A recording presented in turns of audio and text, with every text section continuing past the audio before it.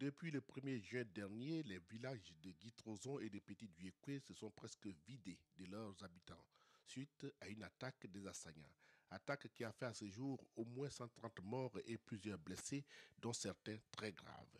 Pour apporter un réconfort moral à cette population dont une grande partie vit aujourd'hui dans la cour de la mission catholique de la ville et constater par lui-même l'ampleur des dégâts au plan humain et matériel, le président Laurent Gbagbo est depuis ce mardi à Duékoué.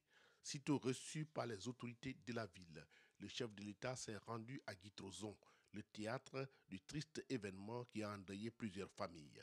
Lors de la visite des lieux, le président Laurent Gbagbo s'est fait expliquer les circonstances de cette tragédie. J'appelle donc le sous-préfet à 4 h du matin pour dire je ne comprends pas.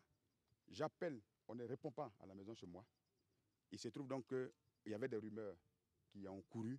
Qu'est-ce qui se passe? Le sous-préfet dit je vous rappelle dans une heure. J'ai dit monsieur le sous-préfet, rappelle-moi dans 15 minutes. Donc le sous-préfet dans ces conditions est allé demander les Bengas d'ici qui lui ont dit effectivement il se trouve qu'il y a une attaque. Bon, on a appelé partout, on pouvait appeler vraiment pour avoir un certain nombre d'informations. Et ce n'est que vers 5 heures qu'on a commencé à compter les premiers corps pour savoir qu'il y avait 28 personnes qui avaient été massacrées dans ces villages, dont 11 brûlées dans ces cases-là, brûlées vives dans ces cases-là. L'attaque a eu lieu à partir de 2h35. Moi, j'avais 05, j'ai pratiquement suivi en direct parce que mon cousin m'a appelé du cimetière, donc du corridor. Et pratiquement, même quand les premières personnes qui sortaient du village, tout en pleurs, tout ça, j'ai suivi. Donc, et à 4h, 5h, les mêmes militaires français sont venus dire qu'est-ce qui se passe.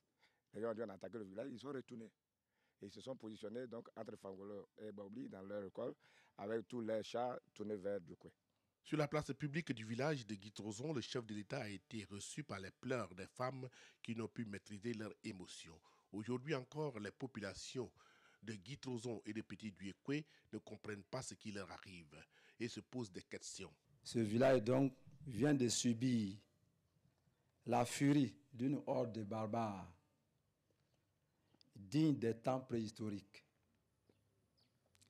Ils sont venus nuitamment, tuant à la machette, au fusil et au feu. Ceux qui ont semé la mort à Guitrozon, Petit Duékoué et Déapaï n'ont rien d'humain. Fouillez le Robert, fouillez le Larousse, Monsieur le Président. Vous ne trouverez pas d'adjectif qui sied à cet acte. Un homme peut-il égorger des innocents surpris dans le sommeil? Un homme peut-il mettre le feu à une case et achever à la machette ceux qui en sortent étouffés? Un homme peut-il tirer comme des lapins d'autres hommes rassemblés à une veillée funèbre? Se refusant à tout discours avant la visite aux blessés encore internés à l'hôpital de la ville, le président Laurent Gbagbo a tout de même annoncé des mesures conservatoires, surtout à l'encontre des éléments des forces de défense et de sécurité, maintenant le corridor à l'entrée du village de Guitrozon. Les morts sont partis et qu'on les a enterrés. Mais au moins, nous qui restons, nous qui vivons encore, c'est de prendre des dispositions pour que ça n'arrive plus. C'est de prendre des dispositions pour que ceux qui sont là puissent vivre paisiblement. Le chef d'état-major m'avait téléphoné, j'étais en voyage, il avait pris une première série de dispositions. Il a relevé ceux qui étaient là. C'était une mesure de salubrité. On ne peut pas être à 20 mètres des gens qui meurent.